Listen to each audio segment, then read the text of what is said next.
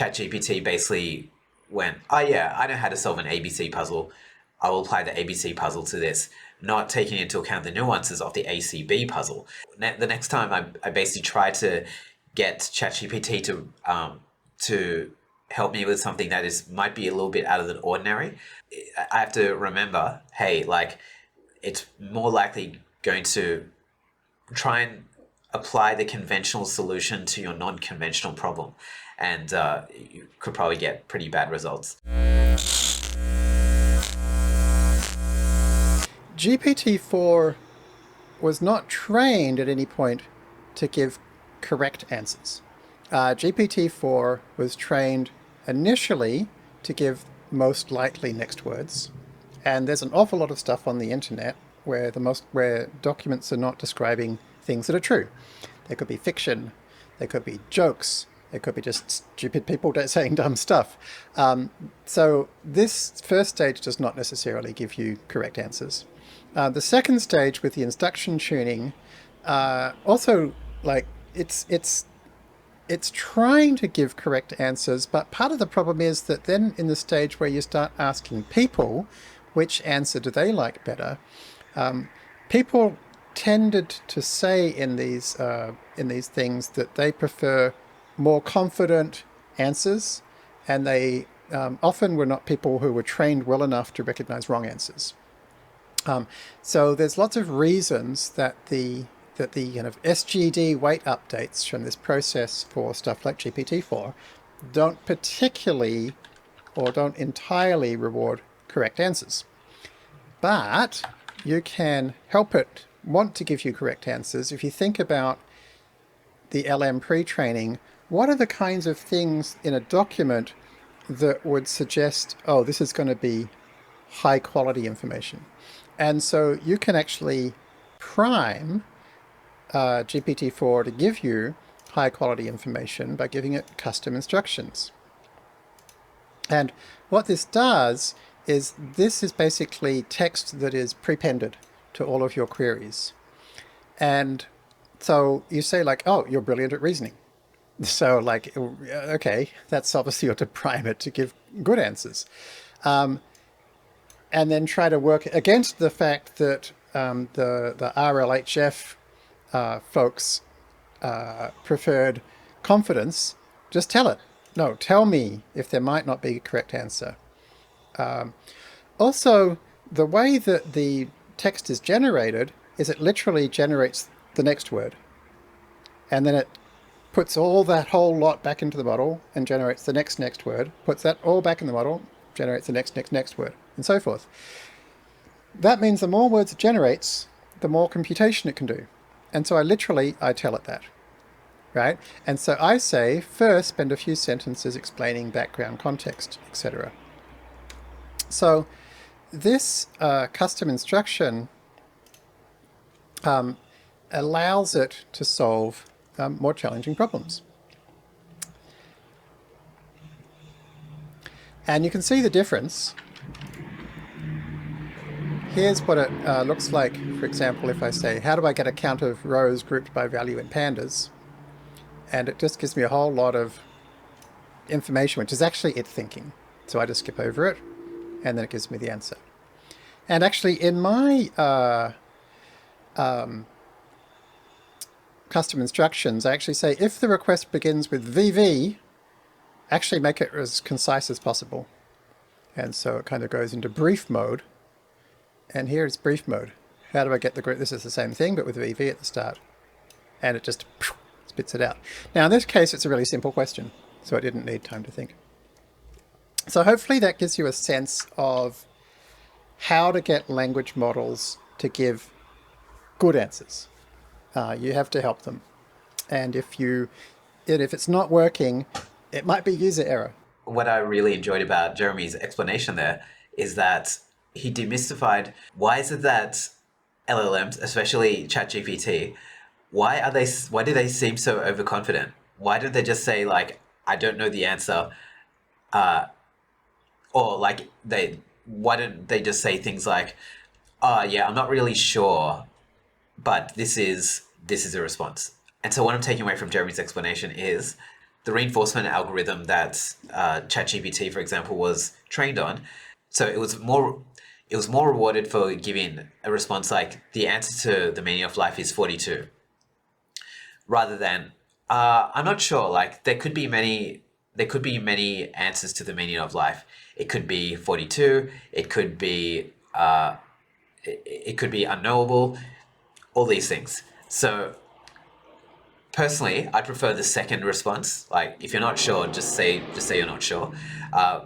The reward algorithm basically said like give confident responses, and so that seems to be why you get the overconfident response. Having said that, there's plenty of stuff that language models like GPT-4 can't do. One thing to think carefully about is, does it know about itself? Can you ask it, what is your context length? How were you trained? What transformer architecture are you based on? At any one of these stages, did it have the opportunity to learn any of those things? Well, obviously not at the pre-training stage. Nothing on the internet existed during GPT-4's training saying how GPT-4 was trained, right? Probably ditto in the instruction tuning, probably ditto in the RLHF. So in general, you can't ask, for example, a language model about itself. Now, again, because of the RLHF, it'll want to make you happy by giving you opinionated answers, so it'll just spit out the most likely thing it thinks with great confidence. This is just a general kind of hallucination, right? So hallucinations is just this idea that the language model wants to complete the sentence, and it wants to do it in an opinionated way that's likely to make people happy. It doesn't know anything about URLs. It really hasn't seen many at all. I think a lot of them, if not all of them, pretty much were stripped out. So if you ask it anything about like, what's at this web page, again, it'll generally just make it up. And it doesn't know, at least GPT-4 doesn't know anything after September 2021, because the information it was pre-trained on was from that time period, September 2021 and before, called the knowledge cutoff. So here's some things it can't do. Steve Newman sent me this good example of something that it can't do. Here is a logic puzzle. I need to carry a cabbage, a goat, and a wolf across a river. I can only carry one item at a time. I can't leave the goat with a cabbage. I can't leave the cabbage with the wolf. How do I get everything across to the other side? Now, the problem is, this looks a lot like something called the classic river crossing puzzle. So classic, in fact, that it has a whole Wikipedia page about it. And in the classic puzzle, the wolf would eat the goat, or the goat would eat the cabbage. Now, in Steve's version, he changed it. The goat would eat the cabbage, and the wolf would eat the cabbage, but the wolf won't eat the goat. So what happens? Well, very interestingly, GPT-4 here is entirely overwhelmed by the language model training. It's seen this puzzle so many times, it knows what word comes next. So it says, oh yeah, I take the goat across the road, across the river, and leave it on the other side, leaving the wolf with a cabbage, but we're just told you can't leave the wolf with a cabbage. So it gets it wrong.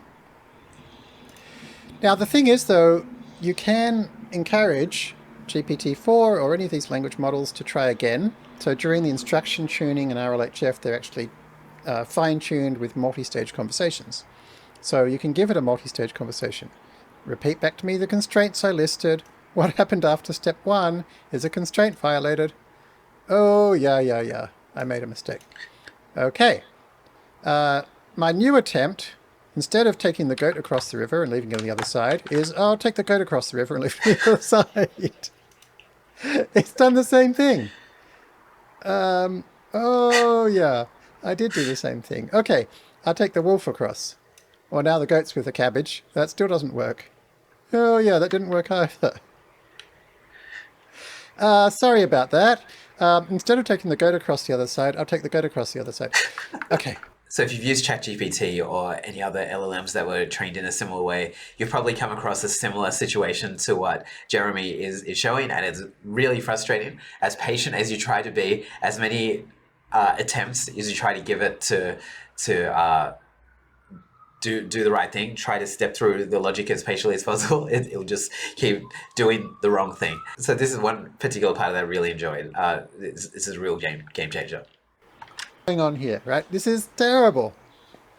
Well, one of the problems here is that not only is on the internet it's so common to see this particular goat puzzle that it's so confident it knows what the next word is. Also, on the internet, when you see stuff which is stupid on a web page, it's really likely to be followed up with more stuff that is stupid. Once GPT-4 starts being wrong, it tends to be more and more wrong. It's very hard to turn it around to start it making it be right.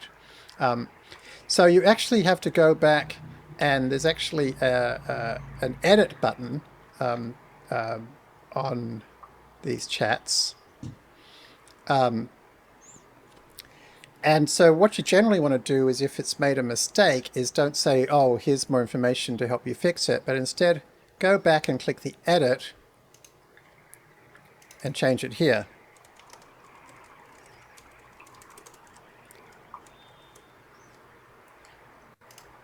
And so this time it's not going to get confused.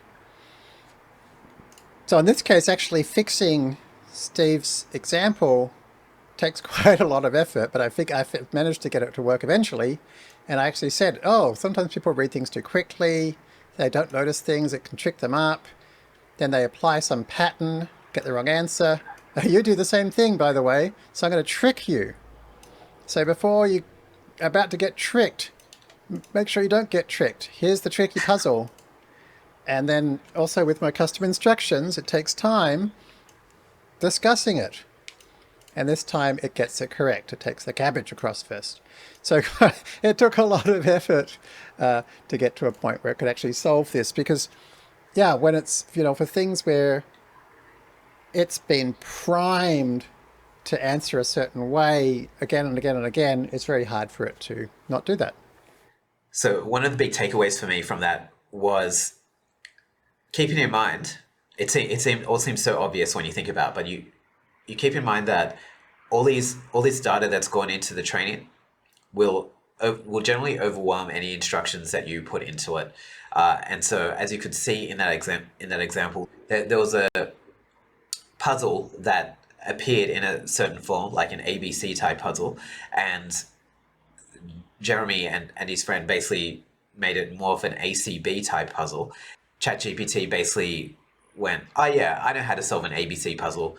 I will apply the ABC puzzle to this, not taking into account the nuances of the ACB puzzle. The next time I basically tried to get ChatGPT to help me with something that might be a little bit out of the ordinary, I have to remember, hey, like, it's more likely going to try and apply the conventional solution to your non-conventional problem, and you could probably get pretty bad results. I think what Jeremy was doing with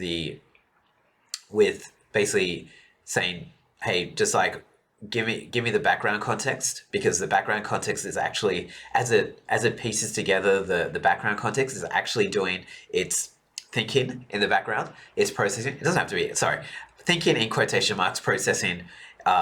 It is actually processing your problem as it writes stuff out,